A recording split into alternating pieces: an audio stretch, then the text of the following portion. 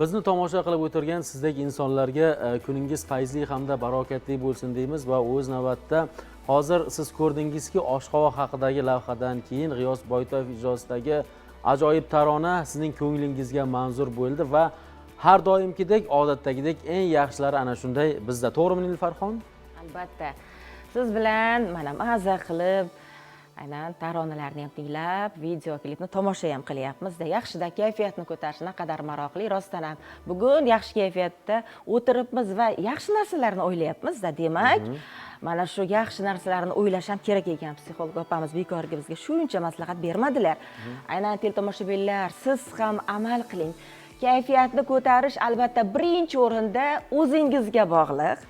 Va o'z navbatda mana shunday kayfiyatimizni yaxshi ko'tarinki bo'lishi bir umrimizni ham uzaytiradi va mana shu hayotdan ma'no, mazmun bilan bir yashashimizda ham yordam beradi. Albatta. Yaldagi mehmonlar bilan tanishib oling. Qarshi ixtisoslashtirilgan madaniyat maktabi o'qituvchilari Mahliyo Ergasheva va Qumriniso Rasulovalar. Assalomu alaykum. Xush kelibsiz. Chiroyli do'ppilarni kiyib olib. Qarangki, mana shu, ya'ni qo'llaringizda mana shunday bir cholg'u asbobi turibdiki, demak, ana shu cholg'u asbobiga bo'lgan qiziqish sizni musiqaga yetaklagan. Asosan qanday bir musiqa, qanday kuylar bilan oshnosiz? O'sha madaniyat maktabida bir yoshlarga bir qaysi yo'nalishda demak bilimlar berib boriladi? Shu haqidagi fikrlaringiz bilan bir o'rtoqlashsak. Kim boshlaydi? Aytaman. Marhamat. Biz Qarshi ixtisoslashtirilgan madaniyat maktabida faoliyat yuritib kelmoqdamiz. Bizda ko'plab yo'nalishlarimiz mavjud. Aynan bizning yo'nalishimiz an'anaviy ijrochilik, an'anaviy sozandalik hisoblanadi. Va biz mana ikkalamiz ustozimiz bilan birgalikda yosh avlodga dutor sirlarini o'rgatib kelmoqdamiz. Biz doim maqom ashulalarini, an'anaviy mumtoz qo'shiqlarni eshitib, ularni chalib, yoshlarga doim shu haqida saboqlar berib boramiz. Bugun biz ko'ryapmiz, ayniqsa o'sha ijtimoiy tarmoqlar orqali, internet orqali sho'x qandaqadir nima desam bo'ladi, bir oldi qochdi ham deb ayta olmaymiz, bir quvnoq, bir kayfiyatdagi demak musiqalarni demak yoshlar eshitishga ko'proq qiziqadi. Lekin mana maqomga bo'lgan qiziqish yoshlardagi qanday, bugun qanday baho berasiz ustoz sifatida? Ustoz gaplashing. Maqomga qiziqadigan o'quvchilar ham bor, yengil-yelpi ashulalarga qiziqadigan o'quvchilar ham bor. Ular mana musiqa maktabini bitirib o'zi qiziqib keladi, cholg'ularni o'rganamiz deb. Lekin o'sha yengil-yelpi ashulalarga qiziqqan o'quvchilar ham dutorni ohanglarini eshitib, o'z-o'zidan mehri to'lari mahliyo bo'lib qiziqib ketishadi. Mahliyo bo'lib qolishadi-da. O'rgating ustoz deb yo'nalishni o'zgartirib o'rgan o'quvchilar ham bo'lgan. Demak, ularning o'sha o'zlarini bir bilimlarga bog'liq. Demak, sizlarni demak mana shu o'qituvchiga ko'proq qiziqtirishga bog'liq. O'qituvchi ko'proq qiziqtirsa, yo'naltirsa, o'quvchini fikri o'zgarib, maqomga bo'lgan qiziqishi ortib boradi. Xo'p, o'zingiz o'quvchilarni qiziqtirish uchun dars mobaynida qanday usullardan foydalanasiz? Dars mobaynida o'zim chalib ko'rsataman, DVD disklar qo'yib, telefon orqali mana ijtimoiy tarmoqlarda an'anaviy dutor ustozlarini chalgan variantlarini eshitib qiziqtiraman. Shunday dars o'taman-da. Ba'zida bilasizmi, zamonaviylik bilan milliylik uyg'unlashgan musiqalar ham bo'ladi-da.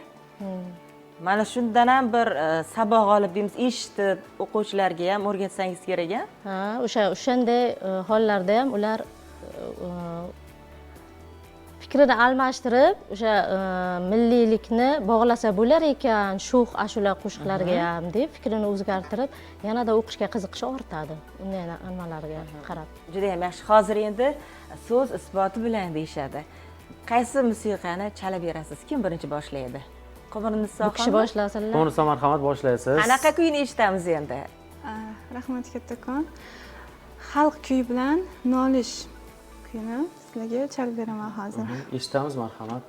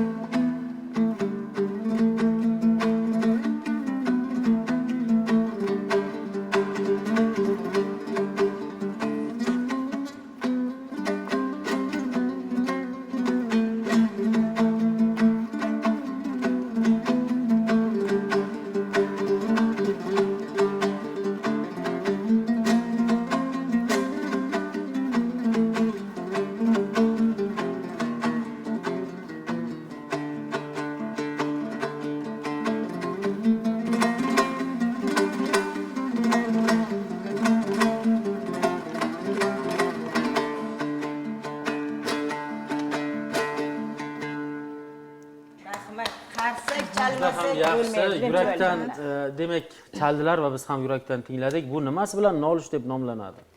Bu o'zini o'sha nola qochirimlari, barmoqlardagi bezaklar, har bir o'sha tonni o'zini bir beradigan o'sha jilolari, bezaklari bor. Bu kuy asli o'sha cho'pon nolish deb nomlanadi. Bu kuyni o'sha birinchi qismi ham bor. Bunda asosan o'sha har bir qo'shiqning o'zini hissiyoti bo'ladi-ku albatta. Bunda xuddiki tasavvurda dalalarda yurgan bahor fasli yoki shu har xil o'sha milliy ohanglar, milliy ko'rinishlar ko'z oldimizga keladi bu kuyni chalganimizda. Shuning uchun ham o'sha paytdagi o'sha insonlarni nolasi, dardi, xalqni dardi ko'chganligi uchun ham nolish deb nomlashgan. Haqiqatan ham meni ham bir narsa yodimga tushdi. O'sha yoshlik, bolalik paytlarimda televizorda ko'rardik. Mana shu musiqani chalganda haqiqatan o'sha milliylik yo'nalishidagi bir namunalar, o'sha dalalar, o'sha qo'y-qo'zilar, demak o'sha musiqada demak montaj qilingan holatda namoyon bo'lardi. Biz buni ko'rardik. Demak bu gapingizga bu isbot desak ham xato bo'lmaydi. Sizni bu kuyingizni mana studiyamizni ortidan onajoningiz ham tinglab juda ham xursand bo'lib turibdilar. Aynan ular bilan birga kelganlar Quvrinsoxon onajonlari ularning yutuqlaridan quvonmoqdalar va albatta oilada aynan ijodkorlar qo'llab-quvvatlansa yana ham katta o'sha yutuqlarni qo'lga kiritish mumkin. To'g'rimi Quvrinsoxon? Oila a'zolaringiz sizga ko'maklashib turishadi ijod qilishingiz uchun, ha? Albatta bizning oilamiz adabiyot bilan, san'at bilan albatta aloqador. Sababi shu yoshligimda onajonim o'zlari kitoblar o'qib berib, har xil xalq dostonlarini o'qib berib, g'azallar, she'rlar yodlatib, mana shu darajaga yetib kelishimga sabab bo'lganlar va biz oilada doim maqomlar, milliy musiqalarni eshitamiz. Bu ham albatta bolada baribir musiqani shakllanishiga sabab bo'ladi. Demak, oiladan boshlangan ekan mana oila. Onalari demak bolalikdan o'sha yoshlikdan o'qib bergan ekanlar, o'sha maqomlar, dostonlar eshitib turamiz deyapsiz. Mana shu demak sizda nimani bir shakllantirishda bir yordam berganini anglagansiz, his qilgansiz Qumurniso. Shunday, rahmat. Masalan, nimani bir kashf qilgansiz, o'zingizda ko'proq eshitib shu narsani, nimani shakllanganini bir ko'rgansiz? Albatta milliy asarlar eshitgandan keyin, g'azallar yodlagandan keyin, ko'proq o'sha tarixiy kitoblar o'qiganimizdan keyin bizda o'sha milliy g'urur, vatanga bo'lgan muhabbat, ajdodlarimizga bo'lgan hurmat, ularni mana tarixda qancha qiyinchiliklar kechirishgan. Masalan, o'zim Zahiriddin Muhammad Boburning Yulduzli o'sha Yulduzli tunlar. shu asosda yozilgan Pirimqul Qodirov. Qodirovni asari Yulduzli tunlar, Zahiriddin Muhammad Bobur haqida yozganlar.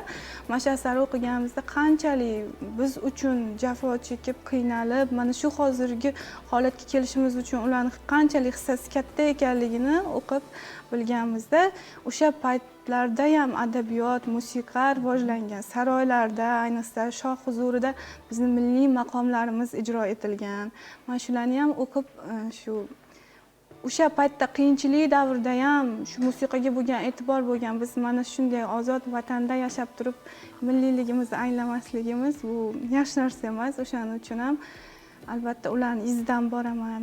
Men ham shu ularga munosib bo'laman deb harakat qilganman. Demak, qani adabiyotni o'qish natijasida tarixni ham qanchalik Qanchalar anglaganlar. hozir teletomoshabinlarimizga ham bilmaganlar uchun ma'lumot berib o'tyapsiz.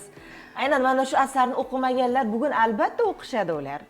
Va o'z navbatda qarangki, mana shu bir tarix haqida gapirib berdilar, qanday bir anglab o'sha ajdodlarning bir mehnatini bir gapirib o'tyaptilar. Demak, tarixni bilmagan xalqning kelajagi yo'q degan ajdodlarimiz va o'z navbatda Xumrinisoxon ham kelajaklari ko'rinib turibdi. Rahmat. Shunaqa suhbatimiz juda ham chiroyli ketyapti va endi Mahliyo opa Mahliyo opaga bilan yuzlanamiz. davom etamiz. Mahliyo opa aynan Xumrinisoxondan ilhomlanib qanday bir kuyni tayyorlab o'tiribsiz endi? Men hozir xalq kuyi bilan Chaman ichra qo'shig'ini chalib aytib bermoqchiman. Chaman ichra shumi? Mana aynan shu taronada marhamat, jo'r bo'lib kuylash ham mumkin.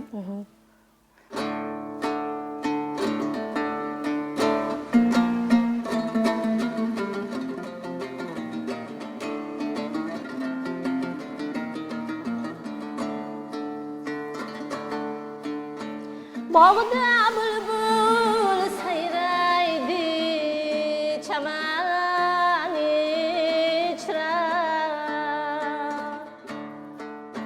Shom bo'lganga o'xshaydi, chaman ichra. Yuragim jimirlaydi, chaman ichra.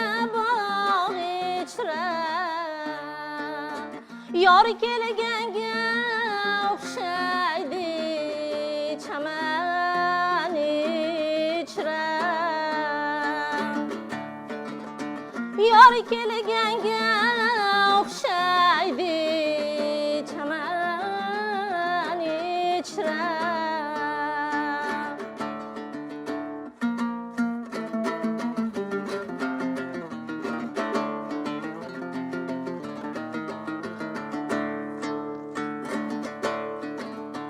Boshimdagi ro'molim chaman ichra.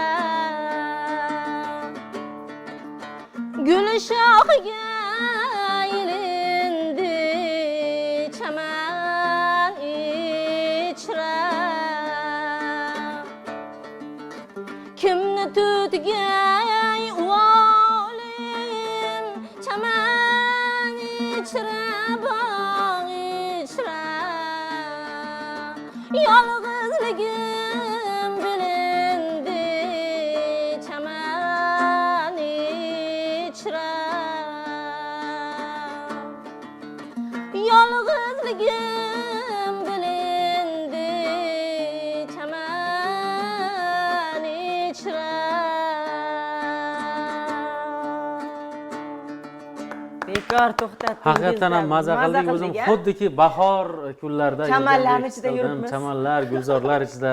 Haqiqatan ham Mahliyo opa juda yaxshi. Mana shu qo'shiqni aytganda o'zingiz bir nimani his qilasiz, nimani tasavvur qilasiz? Yor sog'inchi, tabiatning go'zalligi, shu san'atga bo'lgan qiziqishimni tasavvur Mana qilaman. shu demak qo'shiq orqali demak bemalol his qilasiz. Bu ham ko'rinib turibdi. Yana qanday mavzudagi bir qo'shiqlarni kuylaysiz?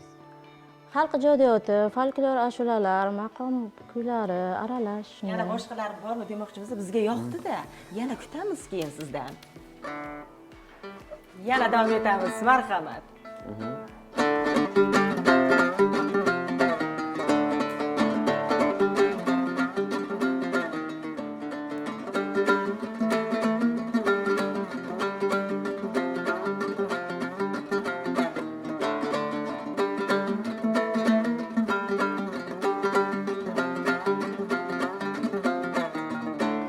atirgul aytadi ochilaman deb, chiroylilar chakkasiga sanchilaman deb, atirgul aytadi ochilaman deb, chiroylilar chakkasiga sanchilaman deb, chiroylilar chakkasiga sanchilib olib, bevafolar oyog'iga yanchilaman deb, chiroylilar chakkasiga sanchilib olib, bevafolar oyog'ida yanchilaman deb. Ha, o'ynang qizlar o'ynang, ko'rgani keldik, sizlar bilan davron surgani keldik.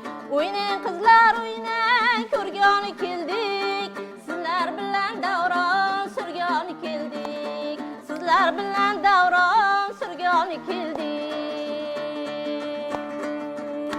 O'ynang qizlar deganda o'ynadim. ha, Nilufarxon ham o'ynab ketdilar, Endi raqslarga o'ynashni boshlagan tushdilar. paytim to'xtatib qo'yapsiz. Davom etamiz. Qarang, mana shu yoshlarni demak qiziqishlari qanday? Hozir mana siz qo'shiqlar aytyapsiz, yoshlar ham sizning ortingizdan ergashishyapti. Yoshlarning qiziqishi juda yaxshi, hozir san'atga bo'lgan e'tibor kuchaygan. Yoshlar qiziqish bilan kelyapti.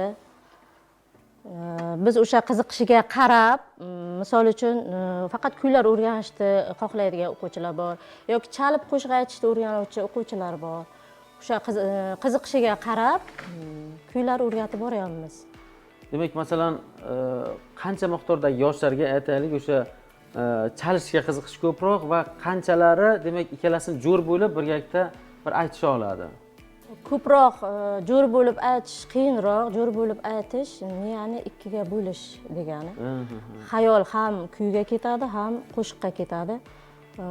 O'quvchilardan kamrog'i o'sha narsaga erishadi.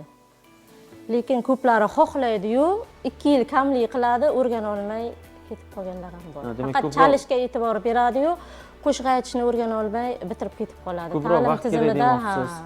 Bunda undan keyin belgiya emas, o'sha masalan maktabdan keyin institutlarda demak faoliyatlarni olib borishsa, konservatoriya demak manaman degan demak Toshkentda nufuzli oliy o'quv yurt turibdi, ularni demak faoliyatlarini davom ettirishlari uchun. Yana bir savol bilan murojaat qilmoqchiman. Aynan o'sha bolalikdan nimaga e'tibor qaratish kerak? Aynan mana shu milliy san'atimizni tanlash uchun, shuni izdan borish uchun. Bolalikdan e'tibor qaratish bu tarbiyaga bog'liq. Ota-ona o'sha narsaga sharoit yaratib bersa, mana Qumra aytdi, sharoit yaratib bersa, o'sha narsaga yo'naltirsa, qiziqtirsa farzandini san'atga, eshittirsa, men o'zim otam mashhur folklorshunos Abduolim Ergashev baxshilarning orasida hayotim o'tgan, bolaligim o'tgan, Dehqonobod tog'larida. O'sha baxshilarni do'mbira chertishiga havasim ketib, men ham kelajakdan shunday do'mbira chertaman deb orzu qilganman. Dadam meni folklorshunos qilmoqchi edi. Keyin do'mbira o'sha payt endi nima masakanmi o'quv yurtlarida do'mbira uncha o'rgatilmas edi. Qizim dutor o'rgan, dutor do'mbiraga yaqin. Faqat do'mbirani pardalari yo'q, quloq orqali topib chalinadi deb maslahat berganlari uchun dutorga qiziqib dutor o'rganib ketganman. Bundan afsuslanmaysiz? Afsuslanmayman, hech qachon afsuslanmayman. Dadangizga rahmatlar aytasiz.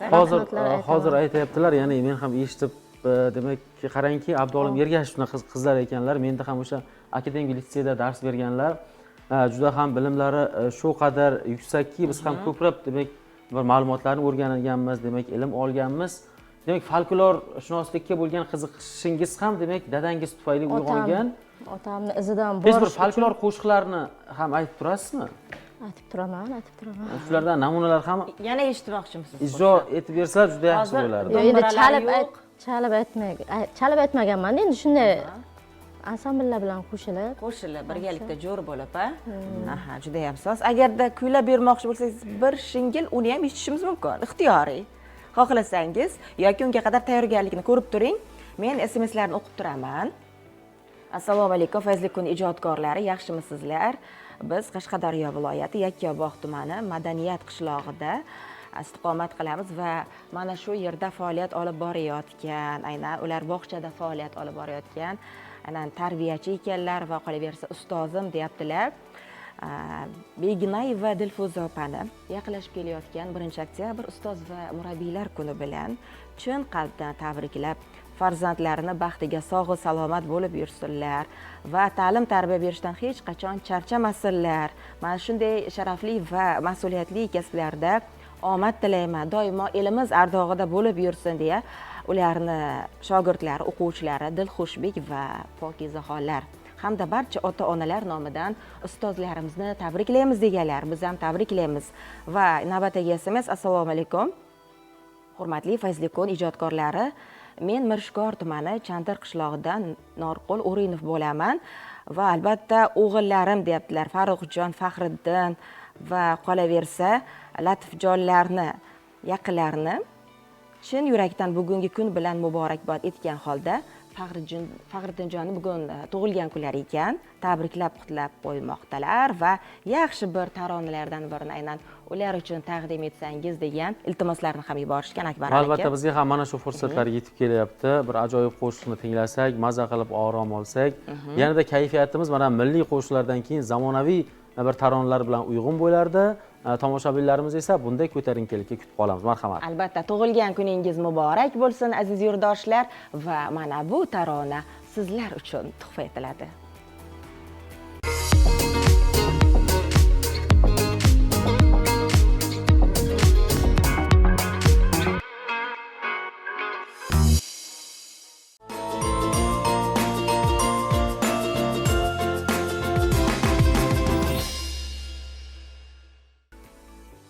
Yoqimli taronalarni tomosha qilyapsiz va albatta siz biz bilan Fayzlikon dasturi orqali birgasiz. Xo'p, Mahliyo opa, zerikib qolmayapsizlarmi? Endi yuqorida yana bir folklorchi yo'nalishda ham kuylab beraman degandingiz, tomoshabinlarimiz yozishmoqda. Qachon kuylab beradilar deya. Mayli parcha bo'lsa ham deyishyapti. Hozir men xalq kuyi bilan Ey voq sanam ashulasini aytib beraman. Unda juda ham yaxshi eshitamiz. Sochim uchiq qo'ng'iroq o'zim aylanay, yor menga qilma firoq ey voq sanam. Sochim uchiq qo'ng'iroq o'zim aylanay, yor menga qilma firoq ey voq sanam.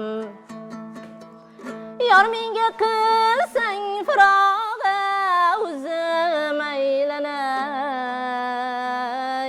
boray desam yo'l yiroq ey voq sanam.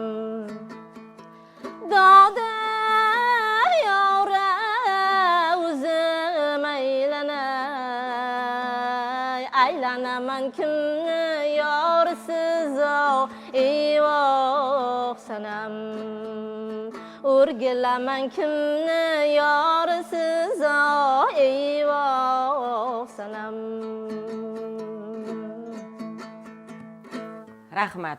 Qo'ldan kelgancha harakat Juda yurakdan qildilar. bir aytganlari bir ko'rinib turibdi. Buni tomoshabinlarimiz ham anglashdi va o'z navbatida Qumrinisoxonga ham yuzlansak. Qumrinisoxon Sizlarga Komiljon Jabborov musiqasi bilan Nazora qil kuyini chalib beraman. Ey yasha, bugun muxlislarimiz juda xursand bo'lishmoqda. Kuylarga ulanib ketmoqda, hattoki qo'shiqlarga ham. Marhamat, Qumrinisoxonni tinglaymiz. Rahmat.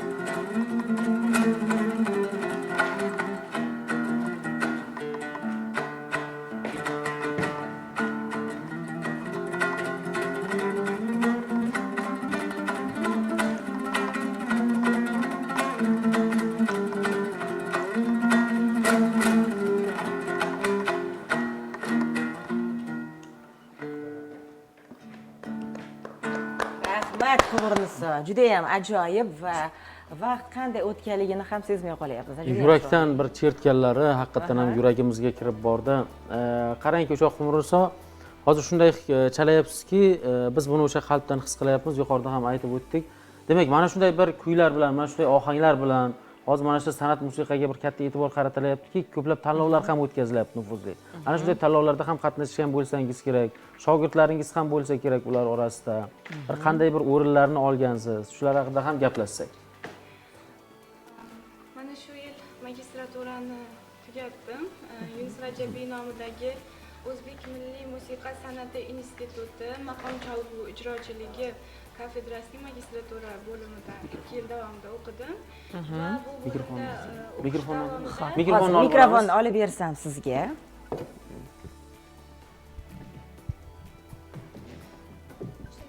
Albatta. Bemalol gapiravering. Davom etasiz. Shu magistraturada maqom chalg'u ijrochiligi yo'nalishida o'qiyotgan vaqtimda menga ustozlarim Go'zal Mo'minova, Ilyos Arabovlar saboq berishdi va ular bilan ko'plab o'sha sahnalarda chiqishlar qildik, xalqaro tanlovlarda qatnashdik va 2 marta xalqaro tanlovda onlayn bo'lib o'tdi. Bu tanlovga o'zimizni kuylarimizni jo'natdik, onlayn tarzda video qilib va 1-o'rinni olish nasib etdi. Xalqaro tanlovda. Xalqaroda. Juda yaxshi, juda ajoyib natija. Va o'z navbatida shogirdlardan ham kutib qolyapsiz mana shunday bir natijani kelgusida. Ular orasida ham bo'lsa kerak.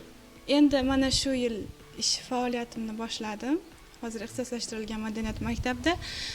Endi shogirdlarim hali 10-sinf o'quvchilari, ular bilan ham hali ko'p asarlar tayyorlaymiz va birgalikda tanlovlarda qatnashish niyatimiz bor. Mahliyo opa, sizda qanday natijalar bor bu borada? Menda tanlovlarga g'olib bo'lgan o'quvchilarim bor. Har yili 2 yil oldin Qashqar rubobi bo'yicha xalqaro tanlovdan 3-o'rinlar olib kelgan. O'tgan yili o'quvchim Javliyeva Mohinur xalqaro tanlovda 1-o'rinni olib, bu yil grant asosida Yunus Rajabiy Milliy musiqa institutiga o'qishga kirdi. Har yili ish qilib bitta ikkita o'sha iqtidorlilarni tanlab olib, ishlab tanlovga olib boryapmiz. Ular o'zini oqlamoqda, to'g'rimi? Hozir biz xursand bo'ladiganimiz shundaki, ko'pgina o'quvchilar oliy ta'lim muassasalariga o'qishga qabul qilinishdi-da. Aynan amaliy, aynan imtihonlardan juda ham chiroyli o'tishdi, to'g'rimi? Shunaqangi shogirdlaringiz ham ko'p ekan. Mana kuni kecha siz bilan suhbatlashgan paytimizda juda ham ko'p shogirdlarim bor edi. Olib borardim ko'rsatuvga. Xursandman. Aynan ular talaba bo'lishida agar bo'lganda maza qilib suhbatlashib, ularni ham ijodlaridan bahramand bo'lar deganlar. Lekin eng muhim xursandmiz mana. Shunday bir natijalarni shogirdlaringiz qo'lga kiritishyapti. Siz ham shodlansangiz kerak-a? Ularni quvonchlariga sherik bo'lib. Albatta, ulardan ham ko'proq shodlanaman men. Ustoz shunaqa bo'ladi-da. Birinchi bo'lib shogirdlaringiz sizga aytishsa kerak, tanlovlarda g'olib bo'lsa yoki o'qishga kirgan paytlarida hayajonlarini siz bilan bo'lishadimi? O'sha paytdagi quvonchingiz qanday bo'ladi? Ular sahnaga chiqqanda xuddi o'zim chiqqanday Siz hayajonlanasiz. Ularning yutuqlari o'zlarining yutuqlaridek. Mening yutug'im bo'ladi. Shogirdlarimning yutug'i, mening yutug'im albatta. Bu yil ham maqsad qilaman. Qizlar bor, 1-2ta. Endi 10-sinf 0dan boshlayapti. Ular juda qiyin san'atni yo'li. Nasib qilsa, ularni ham chiqarishga harakat qilaman. Aynan mana shu ularga siz o'rgatyapsiz bargina ko'pgina cholg'u asboblarini, ayniqsa mana shu dutorni. Necha yil kerak bo'ladi mukammal chalishlar uchun, o'quvchilaringiz uchun qancha vaqt? Yo'q, Xudo tarafdan berilmasa, u iste'dod 99% mehnat talab qiladi o'quvchidan. Kamida 3 soat, 5 soatlab shug'ullanish kerak. Lekin bizga kamlik qilyapti, 2 yil kamlik qilyapti. Gohida o'quvchilarni mana dutor olishga qurbi yetmaydi. Imkon qadar mana o'zimni dutorimni berib, uyiga olib ketib chaldirib, o'shanday tayyorlayapmiz, lekin 2 yil kamlik qilyapti. Haqiqatan ham Mahliyo opa, bitta gap aytdingiz, hozir o'sha yuqtirgan bo'lmasa, bu narsa demak qiyin. O'sha biz ko'ramiz yoshlar orasida dutorda bo'ladimi, rubobdami, gitarada, arganda qanaqa musiqa asbobi bo'lmasin, qanday musiqani demak bir marta eshitsagina, demak o'shani chalib bera olishadi. Demak bu ham o'sha narsani demak his qilish, tasavvur, o'sha notalarni o'rganish bilan bir qatorda. Shunda yoshlar demak qanchasi o'sha ko'proq demak qiziquvchilar tashkil etadimi? Qiziquvchilar ko'proqda. Qiziquvchilar Bejizga ko'proq. sizlar maktabga kelmaydi. Lekin mehnat qilsa erishadi o'sha natijaga. Ba'zilar tashlab ketgan paytlari ham bo'ladi. Qiynalib, ha? Qiynalib. Chunki o'zim ham studentligimda tashlab ketmoqchi bo'lganman. Mani dadam olib qolganlar. Nima majbur qilgan endi tashlab ketishingizga? Endi qarama-qarshiliklar bo'lgan, qiynalganman. Mana men endi o'zim Xudo tomonidan balki bilmadim, yuqtirganmi, yuqtirmagan bilmadim, lekin mehnat orqali erishganman deb o'ylayman. Mehnat qilish kerak-da, Mehnat erinchoq qilish bo'lmasdan, kerak. mana ular aytayaptilar, uylarida ham dutor bo'lsa, qo'shimcha shug'ullanishadi, to'g'rimi? Nafaqat maktabda. 45 minutlik darsda uyga borgandan keyin esdan chiqarib Esdan chiqib qo'yadi. ketishi Nimani mumkin. chalganini, nimani o'rganganini. Boshqa darslar ham bo'lishi mumkin. O'shaning uchun odamlarni mana qiziqtirish uchun o'sha qo'lida cholg'u asbobi yotganda ham yotish kerak o'sha. Uxlaganda ham chalish kerak. San'at yo'lini tanlagan inson chalishdan to'xtamasligi kerak. Shunaqami Qo'birnisoxon? Albatta. Sizda ham shunaqa bo'lganmi? Ustozim aytganlarki, yaxshi sozanda bo'lish uchun kamida bir kunda 8 soat mashq qilish kerak. 45 minutlik dars juda ham kam vaqt bu.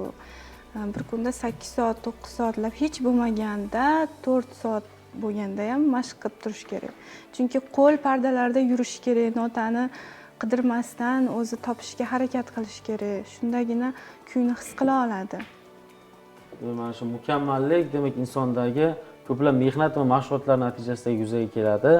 Buni ham ko'ryapmiz. O'sha kun davomida demak mehnat qilganingiz, ishlaganingiz mana shunday bir musiqa chalgan demak ohanglaringiz orqali sezilib ko'rinib turibdi. Mana shu o'z navbatda dasturimiz ham tobora nihoyalash asnosida ekan.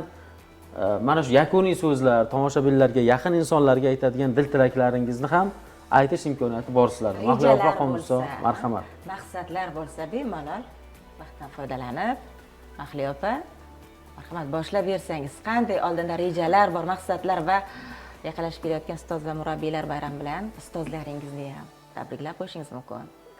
Yaqinlashib kelayotgan ustozlar bayrami bilan hamma hamkasblarimni tabriklayman. O'zimni ustozlarim rahmatli bo'lib ketgan. Lekin mana o'zim ishlayotgan, meni qadrlaydigan va men qadrlaydigan hamkasblarimga bayram muborak bo'lsin. Hamkasblaringiz hozir demak sizni tomosha qilib turishibdi. Tomosha qilib turgan, bizani tomosha qilib turgan hamkasblarni, mana maktabimiz direktorini Abdurahmon Berdiyevich birinchi o'rinda, kasbiy ta'lim, o'quv ishlari bo'yicha, ma'naviyat bo'yicha direktor o'rinbosarlarini va hamma o'qituvchiman degan pedagoglarni men tabriklayman. Kelajakda o'sha mashaqqatli ishlariga muvaffaqiyatlar tilayman. Haqiqatan bugun o'sha ustozlarga, o'qituvchilarga shunday bir sharoit va imkoniyatlar yaratib berilyapti-ku, ana shunday bir imkoniyatlardan bir oqilona foydalangan holda sharafli va mas'uliyatli kasbni albatta shogirdlarni yaxshi tarbiyalash orqali olib borishlarini istab qolamiz va biz ham yaqinlashib kelayotgan bayramlar bilan chin qalbdan muborakbod etamiz. Qani marhamat, Qo'birnisoxon, siz ham o'sha dastlabki yilda demak faoliyat olib boryapsiz, ustozlikni. Demak bir debochasi sifatida boshlayapsiz, hali shogirdlarni bir yaxshi kunlarini ko'rish oldinda. Sizning ham aytadigan so'zlaringiz bor bugun. Albatta, yaqinlashib kelayotgan 1-oktyabr ustozlar va murabbiylar kuni bilan yurtimizdagi barcha ustozlarimizni tabriklab qolaman. Birinchi navbatda meni mana shu televideniyalarda, sahnalarda chiqishimga sabab bo'lgan, magistratura darajalariga yetib borishimga sabab bo'lgan birinchi ustozim onajonimni tabriklayman.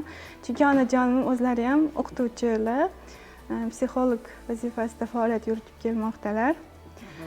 Hamda meni shu bakalavr davrida o'qitgan ustozlarim, ta'lim bergan ustozlarim Fayoz Azizov Samich, Islomboy Xo'janiyozov Ataboyevichlarni chin yurakdan tabriklayman. Yusra Jabida menga bilim bergan, dutor sirlaridan saboq bergan ustozlarim Ilyos Arabov, Go'zal Mo'minovalar. Mana shu ustozlarimni ham chin yurakdan tabriklayman. Yurtimizdagi barcha ustozlarimiz sog' salomat bo'lishsin, ijodiy faoliyatlarida muvaffaqiyatlarga erishishlikni nasib etsin. Bizga ham shularning izlaridan borib, yaxshi shogirdlar yetishtirishni nasib qilishini Allohdan so'rayman. Rahmat deymiz. Meni xursand qilgan tomon shunda bo'ldiki, mehmonlarimizni juda ko'pchiligini aynan otalar yoki onalar o'qituvchi ekan. Demak, ular ziyolilar oilasida tug'ilib o'sgan. Hozir eng so'nggi SMSni ham o'qib qo'yamiz. Assalomu alaykum, fayzli kun ijodkorlari, xayrli kun, kuningiz chiroyli va xayrli bo'lsin. Ijodingizga omad tilayman, bardavom bo'lsin deya mana shunday tilaklarni Yakkabog' tumani Navruz qishlog'idan Mehri Haydarova yo'llamoqdalar. Shu o'rindangizlar, biz uchun ajratib berilgan daqiqalar ham nihoyasiga yetmoqda Akbaral aka.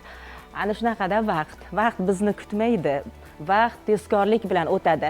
Ulgurib qoling, vaqtida o'z ishlaringizni qilishga Fayzli kun ijodiy jamoasi barchangizga oilaviy tinchlik, xotirjamlik tilab qolishadi. Bizni dasturlarimizni tomosha qilishda davom eting. Va o'z navbatda bugungi dasturimiz aytib o'tganingizdek mehmonlarimiz ham bilan juda ham chiroyli va ajoyib bo'ldi. Fayzli kun musiqiy dam olish dasturining asosiy maqsadi ham aslida shu. Bizni kuzatishda davom eting va Qashqadaryo teleradio kanalidan uzoqlashmang, sog' salomat bo'ling. Kelgusi dasturlarimizga uchrashgunga qadar xayr azizlar. Ko'rishguncha.